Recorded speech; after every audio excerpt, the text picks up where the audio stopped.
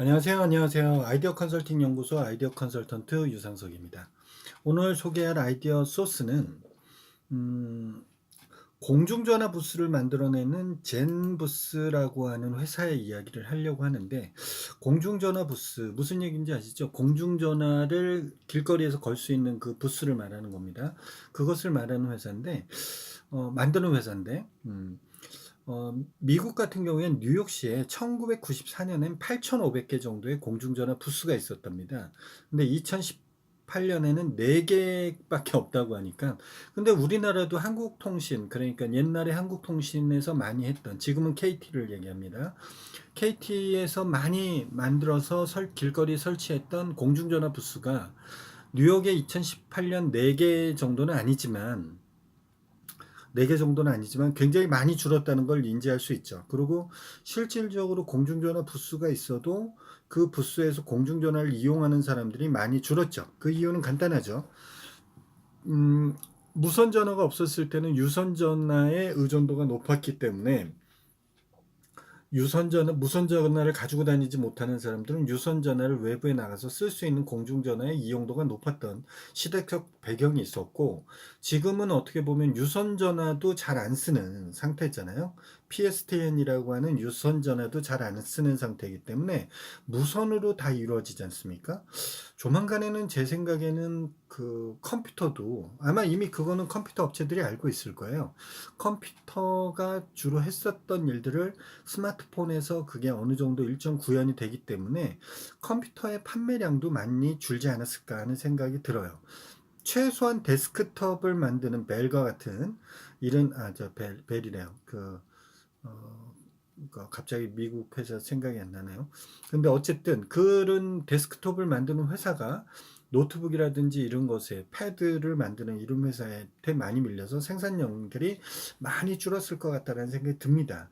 마찬가지로 전화도 유선 전화도 무선 전화의 그 보급률 때문에 거의 우리나라는 무선전화 보급률이 거의 5천만 인구라 그러면 한 4,500만 이상은 꽌난쟁이들 정도 빼놓고는 무선전화를 다 가지고 다닌다고 봐도 해도 과언이 아닐 겁니다.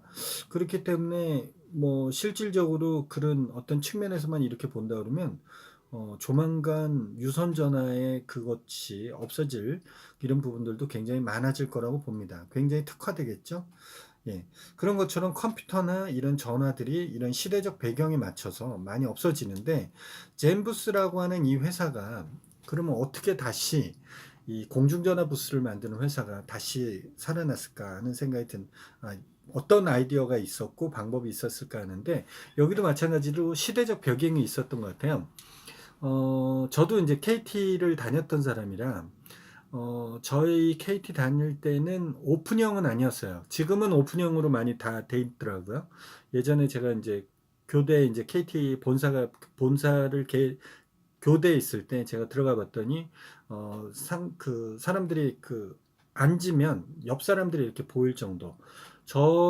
제가 KT 본사에서 근무했을 때는 칸막이를 통해서 옆 사람은 최소한 잘 안 보였어요. 일어서야지만 보일 정도였는데, 지금은 앉은 자세에서도 이렇게 보이게 되는 개방형이라고 그러죠. 개방형 오피스라고 이야기를 하는데, 개방형 오피스들이 이제 생긴 거죠. 그렇게 되면서 좋아진 점은 커뮤니케이션이 바로바로 된다라는 게 좋아진 점이지만, 나빠진 점은 집중을 하고 싶은데 집중이 안 된다라는 단점들이 있는 거예요. 그래서 실제 삼성이라든지 폭스바겐 이런 대기업들, 그 다음에 차량 공유 서비스인 뭐 우버만 있는 게 아닙니다. 리프트라고 하는 차량 공유 서비스 회사인 리프트라든지, 그 다음에 실리콘밸리에 있는 스타트업들이 이것에 대해서 주문을 많이 했는데, 2017년도에는 이 공중전화 부스 같은 이 부스를 한 수백 대 정도밖에 안 나갔지만, 2018년도 들면서는 그것의 4배 정도 이상의 양을, 폭발적인 양이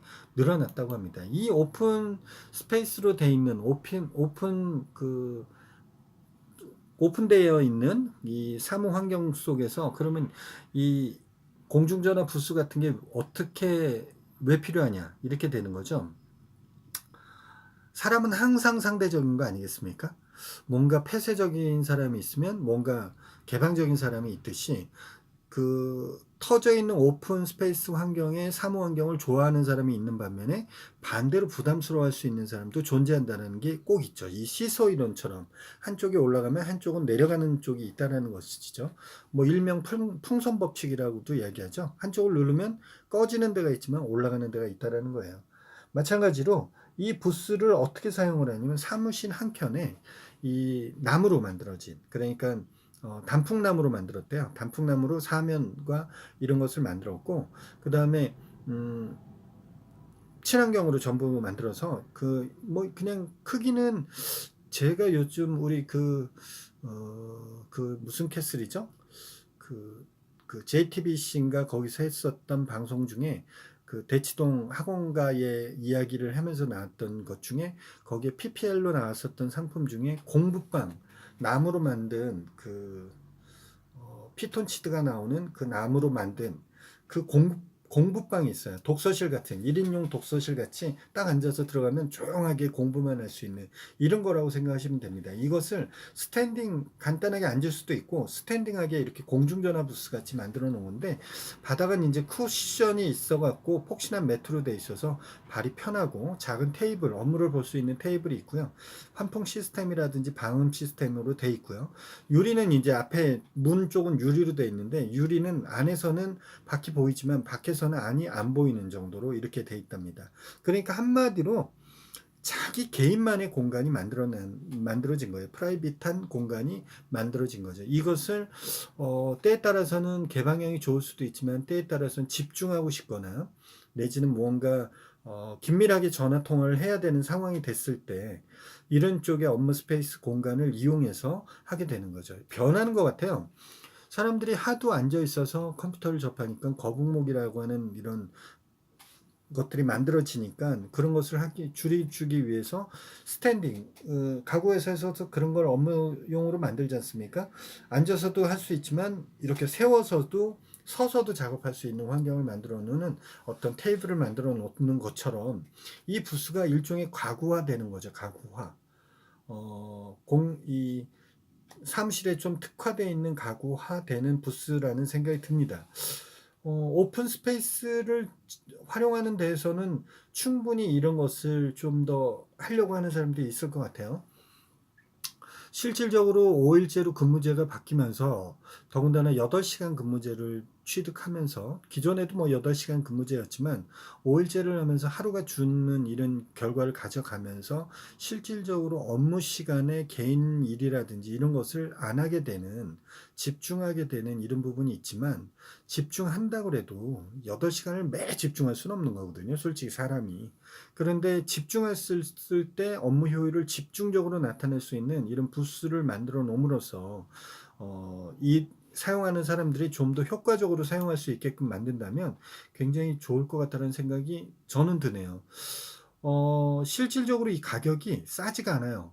1인용이 4,000달러, 426만 원 정도가 된다니까 뭐 꽤 많이 들어가는 거죠. 그 다음에 2인용도 럭셔리로 16,000달러, 이거보다는 420만 원에 몇 배가 되는데 1,700만 원 정도가 된답니다. 설치도 그냥 간편해서 부스를 가져다가 공간에 딱 쭉 놓기만 하면 된대요. 쭉 놓기만 하면 되니까 그거는 사무실에 인테리어 하는 쪽에서 얼마든지 이걸 어떻게 쓸 건지를 결정하면 되겠죠. 우리나라에도 지금 공유 사무실들이 많이 생기죠. 그냥 노트북만 있으면 가면 얼마든지 여러 공간, 회의실이라든지 사무 공간이라든지 여러 공간을 같이 쓸 수 있는데 미국의 공유 서비스, 사무실 서비스, 여성들을 위한 공유 사무실 서비스를 하는 더 윙이라는 브랜드에서는 직접 디자인을 해서 이런 공중전화 부스 같은 것을 쭉 만들어 놨답니다. 8개 이상을 만들어 놔서 실제로 사용하는 사람들이 굉장히 호응도가 좋다고 하니까 우리나라에서도 이런 것들도 한번 공유 서비스에 하시는 분들이 좀 디자인에 적용을 해본다면 프라이빗한 공간들을 원하시는 분들이 이용할 수 있는 그런 어떤 차별화된 서비스가 되지 않을까 하는 생각이 드네요.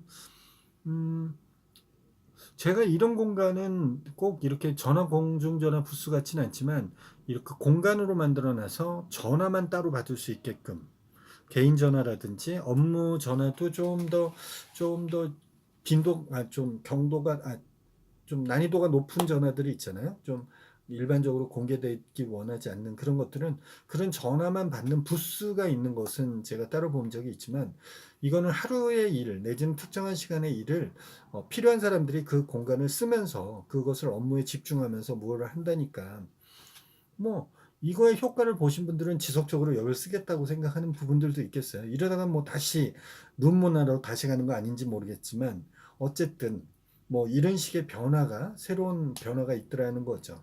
젠부스라고 하는 공중전화 박스를 만드는 회사 우리나라에도 KT 같은 경우에는 KT 뭐였는데 그 자회사가 있거든요.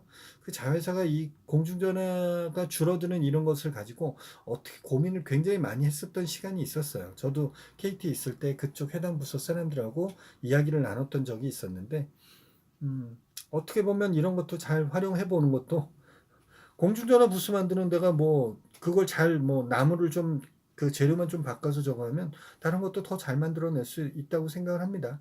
꼭 뭐 만들든 안 만들든 그건 제가 지금은 더 신경 쓸 부분은 아니니까 시대의 변천사에 어떻게 따라가느냐가 따라서 어디는 성장을 하고 어디는 쇠퇴하고 이런 부분이 아닐까 하는 생각이 드네요.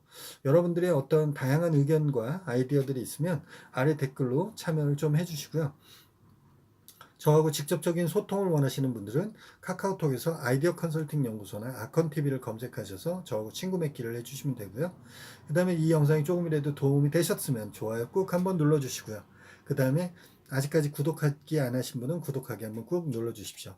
아컨TV는 아이디어 컨설팅 연구소에서 진행하는 거고요. 어떻게 보면 저도 도전인 거죠. 매일매일. 지금 끊어지는 경우들이 몇 번씩 있어요. 있고 지금도 끊어졌었던 부분이었는데 최대한 끊어지지 않게 하려고 노력하고 있습니다. 어쨌든 최대한으로 노력하면서 만들어 가도록 하겠으니까요. 여러분들도 이것에 대해서 좀 관심도 많이 가져주셨으면 하는 바람이 있습니다. 아이디어 365 코너는 매일매일 진행되니까 내일 이 시간에도 다시 한번 또 뵙도록 하겠습니다. 내일 뵙겠습니다.